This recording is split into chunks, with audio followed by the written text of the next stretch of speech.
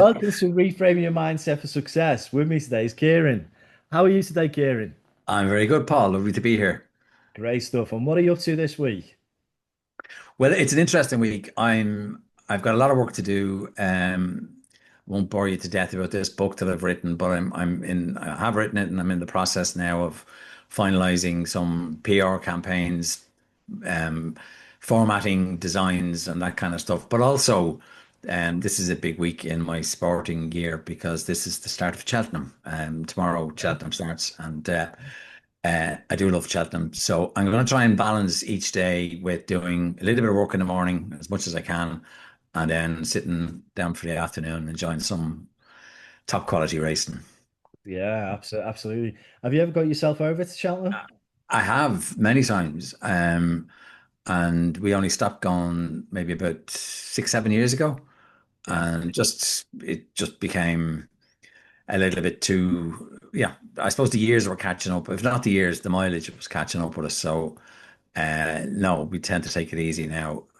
We shifted to going over. There's a festival in November, or there's a race meeting in November, and we went to that for a few years as well. Great to go to. Strongly encourage everyone to go to it. Great atmosphere. It's the Olympics of horse racing, so it's Yeah, absolutely. Yeah. I yeah, think that and the Grand National, obviously with me being close to Liverpool, I've yeah. always loved the Grand National. Not that I'm a massive betting man, but the Grand No, National was always a tradition in the family where we place a bet. of course. I think every family did that, didn't they? You know, it was Yeah. like every family. It was where everybody was introduced to horse racing. Yeah, Uh, definitely. I always remember when I was young betting on Red Rum. Oh yeah, of course. Yeah. Because that was a local story as well, wasn't it? Red Rum was Yeah. trained not Yeah. far from Liverpool. Yeah. Um, and yeah, amazing story. Like all sport, horse racing throws up some just amazing stories every now and again. So hopefully we get one or two this week. It'll be interesting. Definitely be interesting. So on the basis of the podcast today, I mean, what we start with is talking about and thinking about the future firstly. So, Mm. when we look at the future, there's a lot changing in the world at the moment. So, what are your views on how the future is shaping? Yeah. I think well, the first thing I'd say is I'm in the autumn of my career. And I think I'm glad I am, especially from leadership positions, because I do think it's going to I think it is already challenging for leaders, but I think it's going to get more challenging. So, like you said, it's very fast moving. It's getting more complex. I think the promise that technology gave us back in the 1980s never really fulfilled what was expected. And we did get improvements in productivity, but it didn't really transform the workplace the way I think AI will. So I think that digitization, the reshaping of information, and the decision-making processes associated with that, Yeah. I think that's going to be very transformative. We already have a distributed and hybrid workplace, so that's another complexity. That when you add that in with the technology, um, I think that's just going to create a little bit more uncertainty and more challenge. I think the other thing that's changing and will continue to change is what's expected from leaders. Yeah. And in particular, I think we've a more educated workforce than we did, 20, 30 years ago that have higher expectations. Um, People now expect transparency. They expect to be included. They expect that their work will provide them some sense of purpose. Yeah. And leaders are going to have to try and navigate this landscape, this additional complexity and uncertainty, and a world where being technically good is just not going to be enough. Yeah. So if you present all those challenges to the world of leadership, it'll be less about directing activity and more, I think, about trying to create the conditions so that people can think clearly, collaborate better, and work more effectively. And just one other piece, I think, which is really important with all of this is if AI does start to automate some entry level positions, Yeah. then we're not going to have that traditional pathway that people had to understand the culture in the organization. Yeah. and then you add in the hybrid working, there's going to be less touch points with an organization. Yeah. Um, so culture, which used to happen unconsciously and almost in an invisible way, Yeah. I think we're going to have to be more intentional about how we craft culture in the future. Right. Okay. Yeah. No, that absolutely makes sense. It really does. So on the basis of today, then, if we look at what the big idea is that you bring into the table, and I know you mentioned leadership there, so leadership becomes more complex. So what, in your view, are leaders underestimating about the future, and what is the big idea that you bring into the table? Okay. So maybe just to start with a little bit of an as is analysis in terms of the environment that we're in at the moment and what is the data telling us Yeah. about the challenges that leaders are facing. So the Gallup global poll on engagement levels, and if we just consider engagement being where people feel that their job means something to them Yeah. and that they, excuse me, they care about the work they do and they care about the outcomes. And the most recent Gallup poll that I looked at, and again, this is global, about 60% of the people are not engaged. Yeah. So about 25% of people are engaged. And there's about a 15% or so people who are actively disengaged. But the headline number there is there's only about 1 in 4 people Yeah. in the workplace that care about the work they do and about the outcomes they create. Now, what Gallup also do is they attribute that 70% of the reason why we see that variance is attributed to management and leadership. Yeah. So right here today, we've got a problem. Yeah. If there's that low level of engagement, if attribution to management and leadership is in and around a figure of 70%, Yeah. then there's a problem here straight away.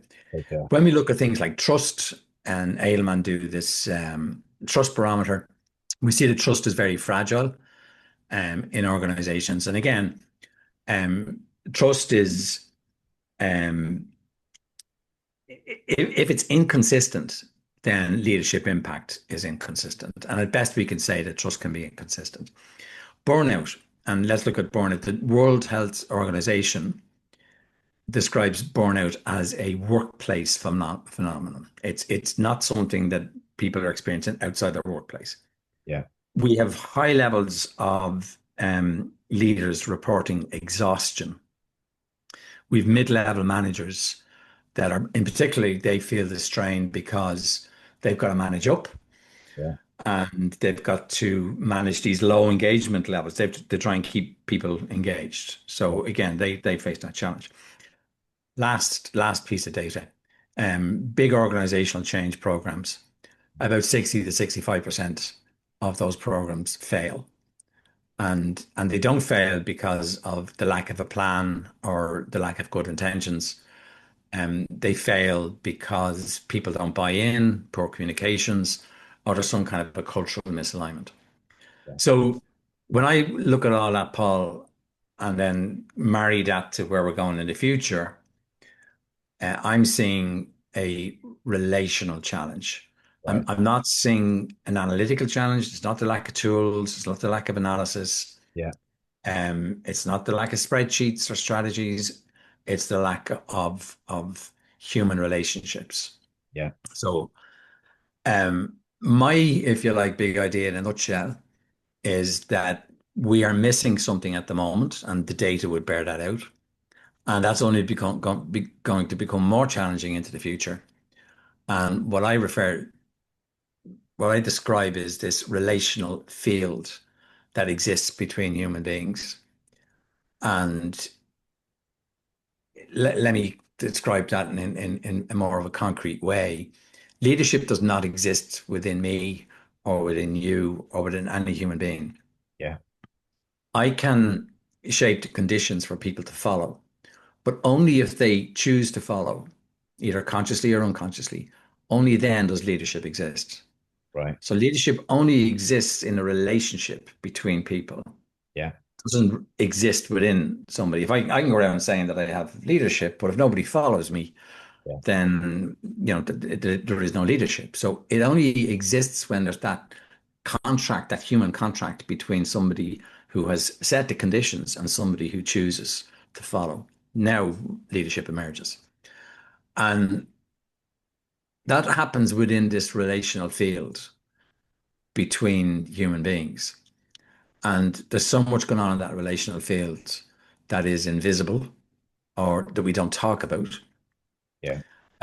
But that if we were to try and explore that from a leadership perspective, that we could really help leaders navigate not just today's complexity, but the complexity and uncertainty Yeah. that's coming down the track. And that's my big idea is a book I've written called Leadership in Tune, Yeah. because it's about attunement, attunement to ourselves and attunement to others. Yeah. And I've developed this model within that called the Conscious Relational Impact model, which is a bit of a mouthful. Yeah. But essentially, it's to try and find some tools to allow leaders navigate that relational space. Right. Okay. Yeah. Yeah. So in essence, because a lot of people, when they think about leadership, and we know, traditional leadership was always about command and control and coercive power, and being the one to be the visible leader. Whereas this is more than, is it emotional intelligence with it being relational? Is Totally. that Yeah. yeah? But you Yeah. talk about this field, so explaining that for somebody that's Yeah. maybe used to that type of explanation, how would you explain it? Yeah. So let's start with a kind of real basic.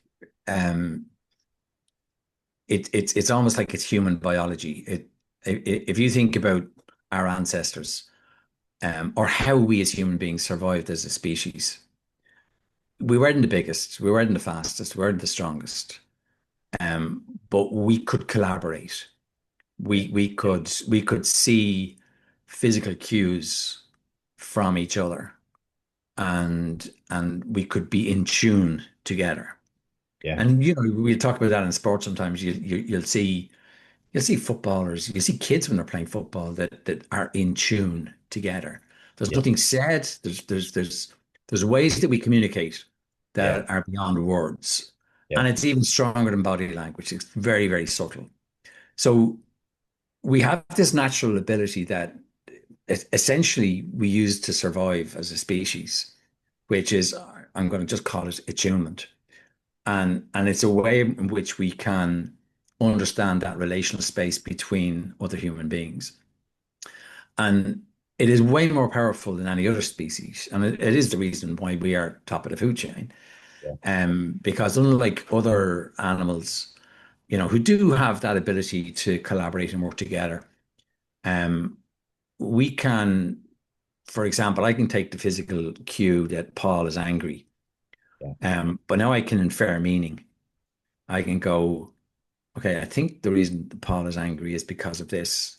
yeah, I can pause and I can respond to that physical cue that I tuned into. yeah, Um, you and I have spoke off air about a shared history, yeah, and because we have a shared history, that creates a kind of a bond, that creates a kind of a connection between us. Now, where is that bond? Show me where that is. Show me where that sits. There, yeah, there might be some additional trust because of that. Where is that? Like these are all these invisible spaces yeah, in these relational fields. yeah, We can envision together. We can actually talk about the future, and yeah, we can describe something that we would see as being uh, that would have an overlapped objective, something that would be in line for that would motivate both of us to work together, to collaborate, to achieve a shared future. We talk about values. We can talk about justice. We can talk about love. We can talk about compassion. Um, these are things that connect us. And if somebody speaks in a way that inspires those values, we will, as human beings, we'll grow tighter together. We'll connect with each other more. So there's all this invisible stuff that's in here that is natural to us because our ancestors used it to survive. Yeah. And in this relational space, there are things like emotional intelligence, absolutely. In the book, I describe six elements: Yeah. trust and presence. Every human relationship is underpinned by trust. Um, how we create the conditions for others to trust us. So we can't force people to trust us, but we can create conditions, relational conditions, Yeah. that would make it more likely for people to trust us. Yeah. I think presence is a huge part of those relational conditions, that we are listening to each other, that we are tuned into each other, that Yeah. we're not being distracted by what's happening on our phone. That in I studied mediation, and in mediation we say the greatest gift that you can give another human being is your undivided attention. Yeah. So to actually sit with somebody and listen to what they're saying, not just cognitively, but emotionally. So they're relational conditions that if we do those things, it is more likely that people will connect with us. Um, so I have these six elements that are broken into three stages, and there's two elements in each stage.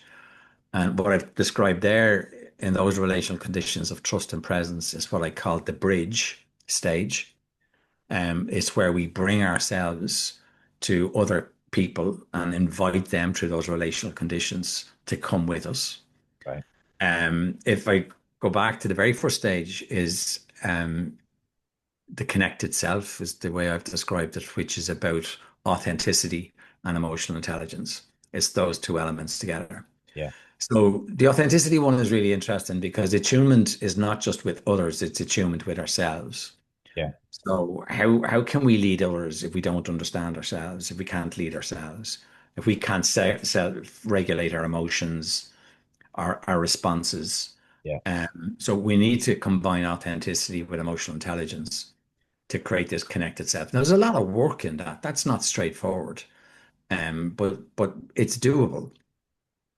And again, I in the book would talk a lot about ways in which we can really get tuned into our values, and authenticity being how we allow our values drive our behaviors. But we don't want to do that in a way that is so blunt. You know, people often push back at me and say, "What if I'm just not a very nice person?" You know, but I'm going to be authentic, or I'm grumpy. You know, I'm just in bad mood, but I'll be authentic. Yeah. No, our emotional intelligence Yeah. kicks in then. Our emotional intelligence allows us to self-regulate, Yeah. manage in the interest of relationships. So that's our connected self. And if we get that bit right, that means that we're we can get our inner alignment, you know, of who we are, allowing our values to drive our behaviors, but also being highly attuned to our emotional intelligence, so that we can manage our interactions with other human beings, and we can manage our own emotions, and we can self-regulate. So we take that self-regulation armed, that's sorry, connected self, onto the bridge where we have relational conditions of trust and presence. Yeah. And then the final stage, for me, from a leadership point of view, is about shared impact. It's about how we, as leaders, with those that are following, how we get stuff done, how we make things happen. Because leadership is all about getting things done with and through other people. So there's no point in having the connected self and the relational conditions unless you're trying to do something. And that shared impact, the two elements in there are influence, how we actually influence, how we use our influence, and then co-creation. And co-creation really being, particularly as we head into this future, leaders understanding that the best outcomes, the best solutions are going to be where we share situations with people and encourage people to contribute to problem solving, to shaping the future. So those six elements, I think, are the elements that operate in this relational space. And the three stages is just a way of kind of thinking about that in terms of I start with myself, I create relational conditions that make it more likely for people to follow. And I have a way of keeping in that relational space when we get into the actual doing to Yeah. making things happen, Yeah. through how I use my influence and how I encourage co-creation. That's the model. Yeah. Yeah. But you know what? To be honest, I'd love us to even just, as a species, when we talk about leadership, it's just to start having this conversation about how important the relational space is. Yeah. And I've proposed the model. It's a hypothesis. Hopefully that could be developed and it could move on. But Yeah. I think if we can get into this space and talk about this space, I think it would be really important. That's really interesting, very powerful as well. And it brought back to me that there's a couple of things that I was thinking of as you were explaining it. One was this relational field to me because I go back to a book of it was by Lou Holtz, and he was an American football coach, and he talked a lot about trust and the fact that people will ask three questions of you and they do it subconsciously. And that automatically got me thinking about the relational field that people do. You don't hear the questions, they don't ask you the questions, but what they're doing is they're looking at you as a leader and going, can I trust you? Are you committed to me? And do you care? And you go, so, and they're just three questions, but I'm sure people ask other questions as well as do you know what I mean? A lot of this stuff happens just Totally. subconsciously as well without them even thinking about it. It's a It, it, general it, feeling.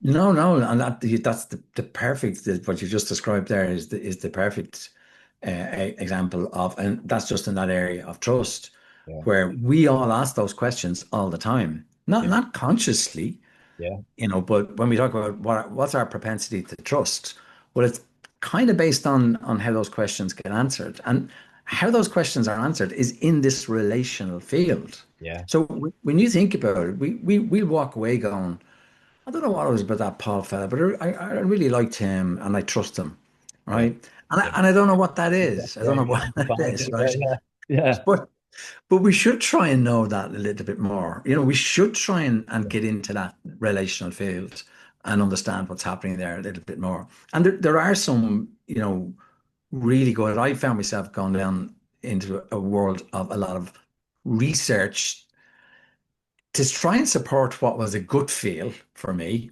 but then to try and go away and say, yeah, does the science back this? And it does. And what was really interesting from my point of view was that whole um, evolutionary biology about how these things have been in us, in our biology, a natural human biology. So the lovely thing about this is we're not asking leaders who are interested in this, we're not asking them to go out and develop new skills. yeah, All we're asking is to tune in to things that are in you anyway. Authenticity, you either decide or you don't. Emotional intelligence, you have. yeah, People trust you. You yeah, have presence, yeah, you influence.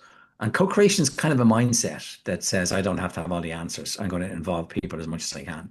yeah, So they're all there. They're not exquisite skills that you have to go out and develop.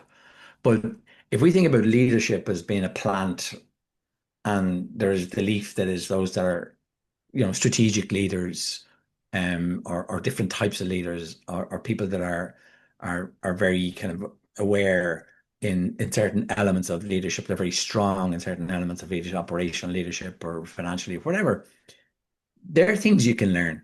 There are things that you go away but the roots of that plant is what's happening in this relational field. And if that's not right, yeah, then the rest of the things up here don't really matter as much. So the example you gave we're doing that all the time. We're asking those questions of each other all the time in an unconscious way. And our how we think, feel, and behave will determine will be determined by how we answer those questions.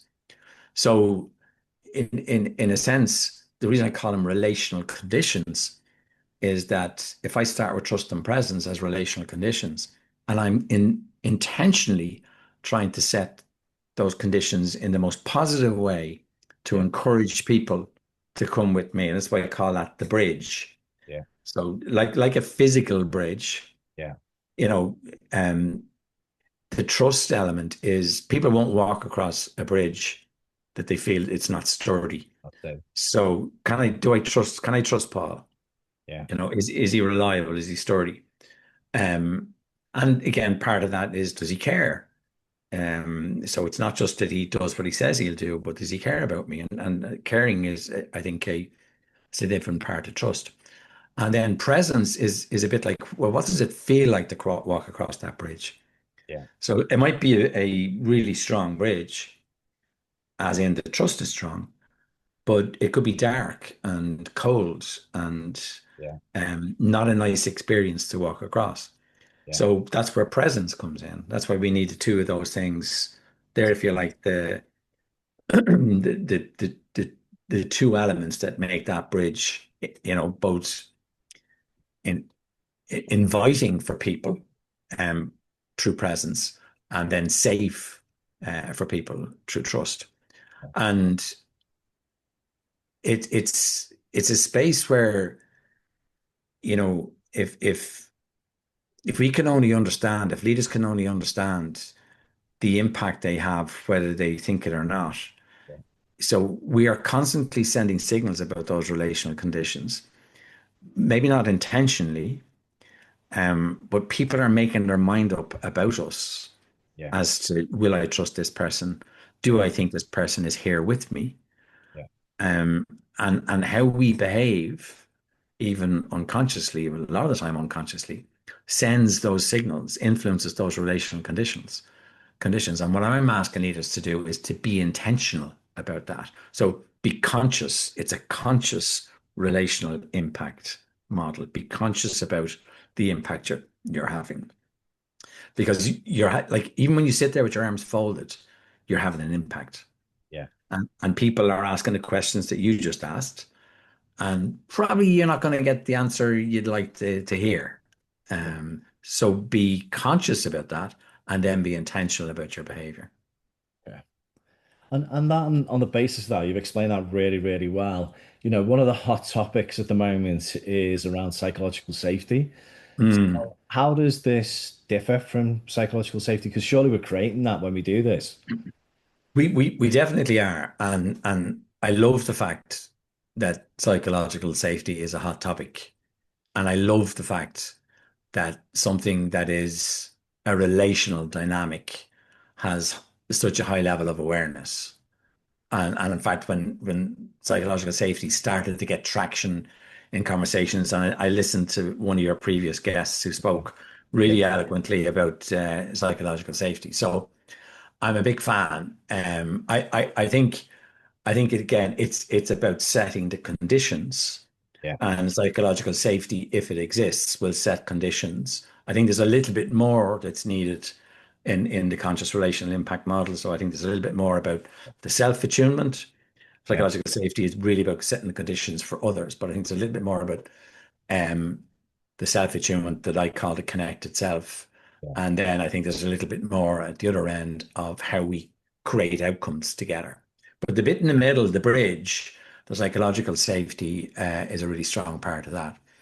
And as I said, I think the fact that it's become something that people talk about a lot, there's high levels of awareness of it, people understand it. That's healthy and that's great news. However, when I go back to data Yeah. and I go back and look at surveys, we're still seeing on a lot of employee surveys Yeah. that there's that hesitancy to speak up. Yeah. We still see that there is an avoidance of conflict with authority. Yeah. So it's not being practiced. And I think people want to do it, and maybe they're struggling with how to implement it. Yeah. But while there's high levels of awareness, and it is great to see that, I don't think the disciplined practice of psychological safety has been embedded yet. Certainly not to the level where you would see a shift in employee surveys where you would see, well, I mean, first of all, while engagement is down to 25%, Yeah. that's an indication that it hasn't landed. Now, I don't want to be too pessimistic. Um, as I said, it's wonderful that it's there and people talk about it and they talk about ways in which they can make it happen. But I kind of feel as well that maybe you got to take a step backwards or maybe go down lower into the roots yeah, Maybe psychological safety is not at the root level. Maybe it's a little bit above the ground, and I think we need to get down into the roots, yeah, and that relational space, yeah, particularly self-attunement, because leaders themselves need to self-attune yeah. before they can attune with others. It's really interesting because I know for me, the work that I've done working with organizations is that you will at times see organizational conditioning, right? And that organizational conditioning, some of it will enable the organization, and some of it will create some form of blocker or barrier. And that could be, it could be people, it could be process, it could be Mm, products, there could be a number of things. But sometimes it's invisible. It's like it's just happening, but mm. and then everyone's conditioned to act or be in a certain way. So it's really interesting you're saying, part of that breakdown will be people at times. So that relational piece is where you're going deeper. That conditioning sometimes can be a byproduct of the way the organization has built itself over years, if that makes sense. So completely, completely. I think the goal is to try and make the invisible a little bit more visible, Yeah, and exactly what you've described there is those conditions in an organization, some that will enable, some that block, and you do your analysis and you can point to something and go, there's an obvious correlation between that product and that process and why we have a blocker. yeah, And then other times you're scratching your head going, I have no idea why this exists. yeah, yeah, And I think that's what's interesting. It sometimes though that sounds very complicated, doesn't it? That sounds like we're all going to have to be psychologists or anthropologists to get down and understand that stuff. And I don't think it has to be that way. I really don't think that. I'm not saying it's simple, but I don't think it has to be overcomplicated. And one of the things that I think we almost have to accept, and we're going to find this difficult in business, is that it's not easy to measure. yeah, And we've become obsessed, haven't we, about measuring things. And again, I get that, but we obsessively measure if you break down processes, cycle times, the task times, the number of transactions, and when we bring that up into a level then of productivity, and that feeds into costs and feeding into cost income ratios and P&Ls, and um, then you go into the world of marketing and they have pipelines and percentage conversions. I mean, every aspect of the business has got these yeah, measurements of with this belief, I think, that yeah, if we can't measure it, we can't manage it, and yeah, and yeah, yeah, um, I have to say that never really sat easy with me about the yeah, if you can't totally. measure it. Like there are some things that you can't measure, but you have to manage, and Yeah, and and and one of them is this relational space. yeah, I think you can measure the outcomes if you get it right. yeah, Higher levels of engagement, higher levels of trust, higher levels of psychological safety, meaning yeah, people are contributing more. They haven't switched off. They are engaged, and we're getting more out of them. They feel a sense of purpose about their job. I think you can see all those outcomes. They're measurable. But it's hard down in the relational field to measure things like emotional intelligence, trust, totally. presence, Yeah, influence. yeah, And maybe that's why we don't focus on these areas as much. yeah, And maybe it's why as well they don't feature in some of the learning and development, programs that we put together for leaders, where it can be sometimes about behaviors or situational theories. Now, in fairness, emotional intelligence is usually, and I deliver a lot of leadership training as well. But emotional intelligence is talked about. So is trust, but presence isn't really explored. Authenticity is not really explored. yeah, We do a quick thing about this is how we influence. You've got two styles, push and pull, but you don't really get down into getting leaders to really reflect on that and understand what their preferences are. Or I think another really interesting area is values. In leadership training programs I do, we ask leaders to write down what are your values, and they'll usually write down espoused values. They'll write down things they'd like to think about themselves. yeah, They'd like to think drive them, yeah, or they'd like others to think. that they have those values. But Yeah. how many of us have actually, and it's only in recent years that I've done work on really trying to understand what my values are Yeah. and really understand what they are, not what I'd like them to be. Yeah. And because values, they're always good things. It's not that so I know, for example, one of my values that I prioritize is autonomy. Um, Now, it doesn't mean I devalue teamwork, but I do value Totally. autonomy higher. Yeah. At this stage in my life, Yeah. 15 years ago, it might have been a different value, Yeah. or I might have had it prioritized differently. So, if we want to be truly authentic, as in to let our values drive our behaviors, then that's a bit of work that we need to do. And again, because there's no way of us measuring, there's no way of us going, well, where are these values? Where do they sit? Yeah. And there isn't that kind of logical, measurable. Um, it feels a little bit woolly, and it feels just a little bit, Yeah. uh, almost abstract. But actually, they're so powerful. This stuff is Yeah. this is what drives us all the time. Yeah. Yeah. Yeah. So. It's fascinating, isn't it? Because I look at it and go, from organizational perspective, and I'm going back, 10 years ago, 15 years ago, 20 years ago, everything was about performance. It was about you what goals, you set your goals, and it was all about achieving those goals. It was all about tangible results. And when you look at it and you go, but actually, there was problems. There was always some kind of organizational problems or organizational conditioning that was getting in the way.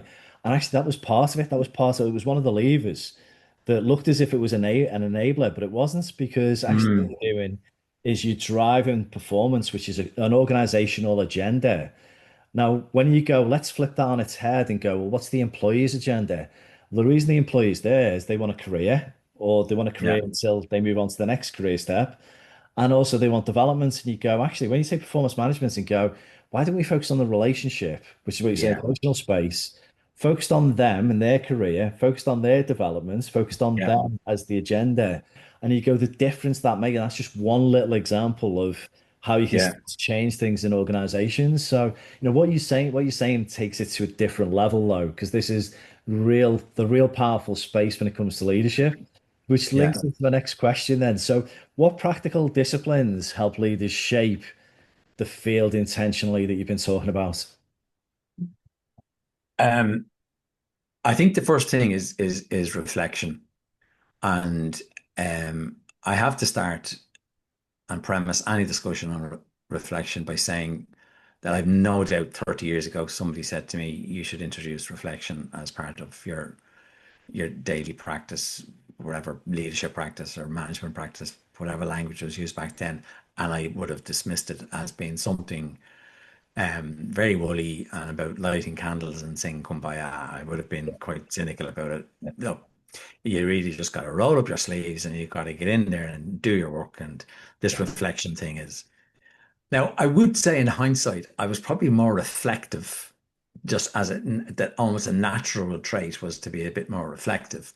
But I didn't have any structured reflection in my career until maybe about a little less than 10 years ago. And it's the most powerful discipline that a leader like you cannot lead unless you reflect. It's like sailing without a compass, and we've already talked about not just the pace of the world in the future, but where it is now and where it's been for the last 10 years. People are running at 125 miles an hour constantly. yeah, And if we don't take time to pause, stand back, and think, then we'll never truly understand the impact we're having and whether our intention lines up with our impact. yeah, So, my intention is to try and communicate something to Paul. yeah, What Paul hears is my impact, and there's a gap between the two. And we'll never really sign up to the idea, which I think is something again that I would encourage all leaders to do, is that leadership is messy and that's okay. yeah, Stop trying to fix the mess. yeah, In fact, the messy bits is where all the learning is. That's where all the insights are. Yeah. And if you reflect and you look back and that meeting didn't go as well as it should, and you try and go deeper into why that was the case. And I think the reason I came up with these 6 elements is that um, I think I'll find that maybe I wasn't as present as I should have been. Yeah. Right? I wasn't as prepared. I wasn't as switched on. I was thinking about something else. And Right. while I was talking, I was still planning to go to my next meeting. Yeah. Or I find that my emotional intelligence wasn't as sharp as it could have been, and I failed to read the emotional need of the room. Yeah. Or I find that there was something else, that there was a trust issue because I said I'd follow up on something and I didn't follow up, but I never mentioned it at that meeting. And all the time I'll find out reasons why. One day I go in and I do something, and in this particular situation with a group of people, and it's perfect. And then the next day I go in and same situation, same group of people, and it's the opposite effect. Yeah. And through reflection, I can start to see where those relational conditions and what's happening in that relational space, I can get more tuned into it. Yeah. I can be more in tune. So I would say that's the number one discipline. And it doesn't have to be complex. I do talk about Stephen Brookfield has these 4 lenses of reflection where we reflect based on our own reflection on self, but we also encourage peers to help us understand how we're being perceived, team members, and also what's the theory saying about our behaviors. But a simple, what I say to people is book a meeting with yourself once a week for 20 minutes, and the only agenda item is you. Look back on the week and say, what's going well? Yeah. And what is it that I'm doing that's contributing it to going well? Because that's where we need to understand our strengths. We need to understand where we perform well. Second thing is what's not going so well? Mm. And what is it that I'm doing or not doing Yeah. that's contributing to this not going well? And then the last piece is what action am I going to take next week, either to use the strength that I've identified or to try and do something about this development or an area that I need to improve. Yeah. And I start my reflection next week based on what did I learn from that experimentation of trying something. And leadership is a practice. If we think about it that way, it's a practice. We don't end up at one day saying, that's it now, I'm the perfectly formed leader. You're not. You never will be. Yeah. So and it takes the pressure off a little bit if we start to think about it that way, think about reflection. Yeah. Because often we as leaders would be completely overwhelmed about the messiness and about the confusion and about the uncertainty. Yeah. And instead, if we operate in that relational field using reflection and think about it as being, it's not about perfection, it's just about improvement. We're human beings as well. Stop putting ourselves under silly pressures to be something. Be authentic and use reflection to try and help you incrementally navigate your way through not just the complexity that's here today, but the complexity that's coming at you in the Yeah. next 10, 15 years. Yeah, great explanation. It also reminded me as well. I got the advice when I was younger to, in any situation, especially when things get messy or things maybe don't go right, is that you should always look at yourself first before you look at other Mm. people, right? And that's reflection, isn't it? But it's Oh, powerful. totally. You Yeah. go. What a lot of us will do from time to time is just jump straight to, oh, he was this or she was that. When actually, if we look at the part that we play, and even when you think you've done nothing wrong, just ask yourself, well, what did you do right? Or what could you have improved there to make the situation better?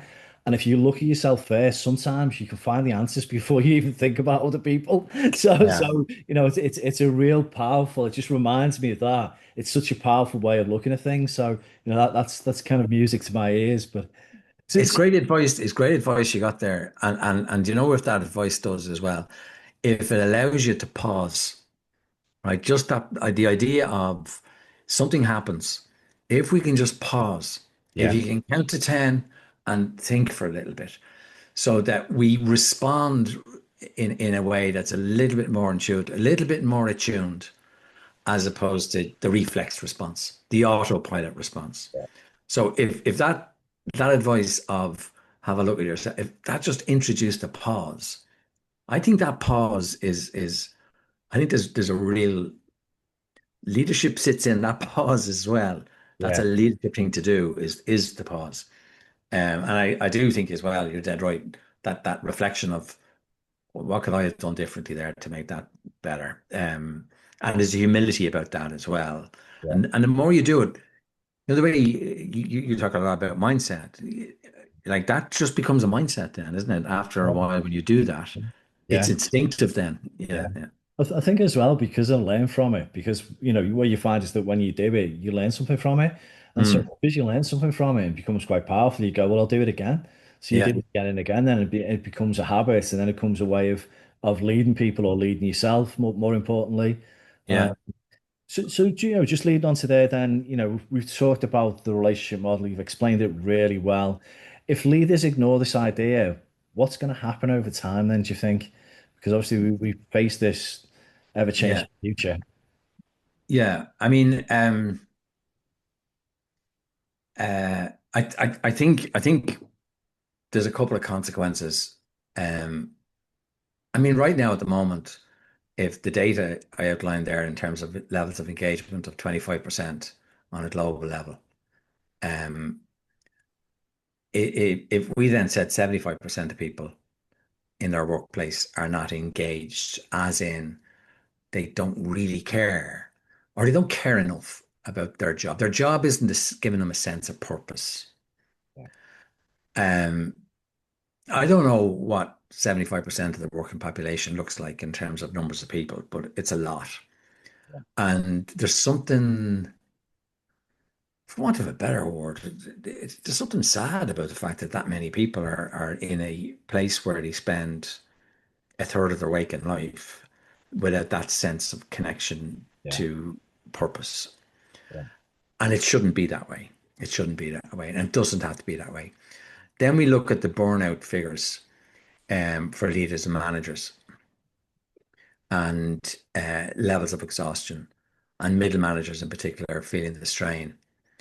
And these are all human beings. All we're talking about are the people that are 75%,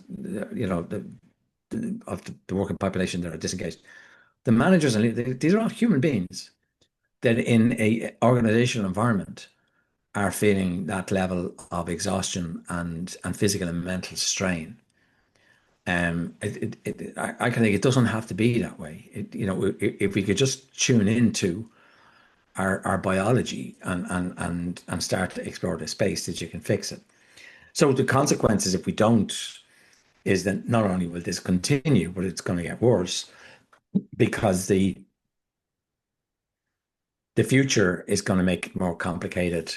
And I fear that AI as well um, is going to dehumanize organizations a little bit. That there'll be a lot of data-driven decision making, and will diminish the value of human qualities, and particularly those human qualities that I'm talking about that exist in this space. yeah, Um, and that I think would obviously damage engagement figures and so on. So um, I also think the only way that we'll be able to get things done will be through what you described earlier as the old school command and control.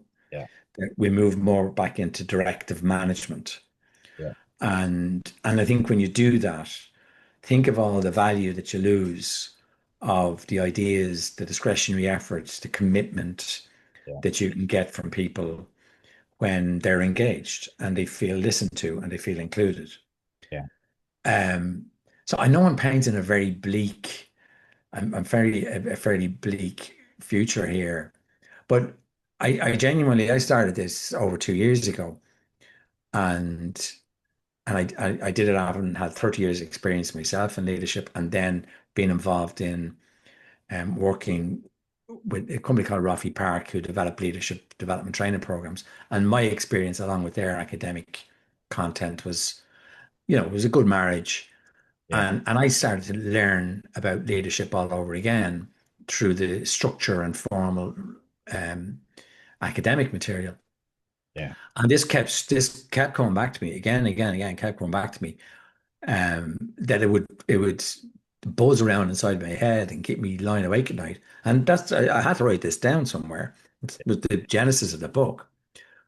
But I also felt I've got, I have four grown-up kids that are going into the workplace that are starting their careers. Yeah. And if we don't do something about this, if Yeah. we don't, if and it feels to me, and I'm open to I'm open to people coming back and going, that's a load of rubbish. That's, you're wrong about that. I am. At very least, Paul, I just want to start a conversation here about this Yeah. relational space because it feels to me that's easier. If we Yeah. could focus on that's easier. And I think the consequences of us not doing that um, are significant. Yeah. Um, Again, I don't want to be over dramatic, but I think it's significant for humanity. Yeah. And that's Yeah. genuinely like I worry about it that much sometimes. But I also think if we could just start the conversation, we'll find this isn't that easy. This isn't that difficult. It's not that difficult. It's in us. Yeah. And the other really strange thing is we do this all the time. When If you take every leader that's struggling in that relational space and you talk to them about how they spend time with their family, how they spend time with their friends, those that love them and that they love, you'll find they're operating perfectly in that relational space. Yeah. And you're kind of going, well, you know how to do this then. Yeah. Yeah. Totally. You know how to do it. Yeah. So just bring some of those elements. I'm not saying bring everything, Yeah. but bring some of those elements. Intentionally bring some of those elements into your leadership practice. Yeah. It's really interesting, really powerful. A couple of things came to mind there. Firstly, the concept for me of when I look at if you look at people these days and you look at the technology that's coming, number one is that we're becoming more like robots and the robots are becoming more human, right? Yeah, yeah. You go, and it's ironic, isn't it? It's really ironic. Yes. Yeah, yeah, yeah, yeah. Do when you think you can sit at home with your kids and they can be on the phones or the iPads or whatever it might be, and there's no space there for conversation, right? Because that's gone, right? But Yeah. you go, when do you have your most fun as a family, just as an example, is when you sat round the table and you're having a laugh and whatever Mm. it might be, you go, but that's because you're inside that space. Yeah, That space can be fun, it can be creative, it can be what you want it to be at the end of the day. But I look at that and go, I'm just relating it back to then family life because that space exists. And yeah. actually that's being eroded at the moment because of technology, yeah. Totally. Yeah, yeah, yeah. But then the big shift and where I think this all links in really nicely is that I look at the future and I think about human-centered leadership. And I think this model that you just explained is the perfect model to really define what human-centered leadership looks like and really where leaders need to be really focusing their attention for the future. Mm. So that for me, and the way that you've just explained all of that, I think it frames nicely around human-centered Yeah, leadership. And it is, I think you are right, is that it is important when it comes to the direction of where humanity is going. And I yeah. think it's great that you're starting to open that conversation up. Just going to the book itself then. When's the book out? Mm. It's not out till May the 27th. Okay, great stuff. Yeah, it's been a really interesting process. It's called Leadership in Tune, and I've leadershipintune.net. People can look at it. The Just some of the concepts in the book. My idea is that once it's launched, to create more content on that site, and any of the images or any of the models in the book as well, that I'd have that available for just free download. I want. So somebody asked me back in October and November, why are you writing the book? And it took me a while to answer it, and I think the answer that I'm very comfortable with now is I want to start a conversation, or I want to be involved in a conversation Yeah, about this. And the book is a means to an end, yeah, to some extent. Um, and if we can get more and more people having a conversation, and also just one, when you described the family situation there as well, what occurred to me is that even how we define leadership and leaders do you find in your family, I'm kind of starting to notice this, like, we cooked a meal there on yesterday. Um, my wife led that, a lot of that, she led, she created the relational conditions for us to follow. We were talking about what we'll do. There's always, a night out now. The spring is in the air, and my daughter is very kind of clued in. She sets relational conditions by asking everybody what they want to do, where they want to go, and she'll come up with some kind of an idea that will suit everything, and she'll make that happen. She's the leader. Yeah. And the leadership is happening all the time within those relational spaces. Yeah. It's not, we don't see it. It's not just being a CEO or being on the C-suite that we see leadership. It happens everywhere. And wherever anybody sets relational conditions that encourages others to to coordinate and collaborate in a way that achieves a shared purpose, that's leadership. Yeah. And people are doing this all the time. And in a sense, then when you think of that relational space and you think the way people take turns in creating the relational conditions to ensure the collaboration, they're taking turns in being leaders. And that demystification of leadership has been something that only certain people are capable of. That's an area that I bang on about in the book. Yeah. And this idea about trait theory, Yeah. great man theory, and the born leader, Yeah. or the behavioral theory. If you behave this way, you'll be a leader. Yeah. Or situational. Well, if in that situation, do this. I'm, I'm quite against Yeah. those theories. They brought us so far. Yeah. But again, you referenced the human-centered leadership model. And the more we can get into that space and into that relational space, the easier it's going to be for everybody, I think, in terms of how we collaborate within organizations and create environments where people feel engaged, feel they have a sense of purpose.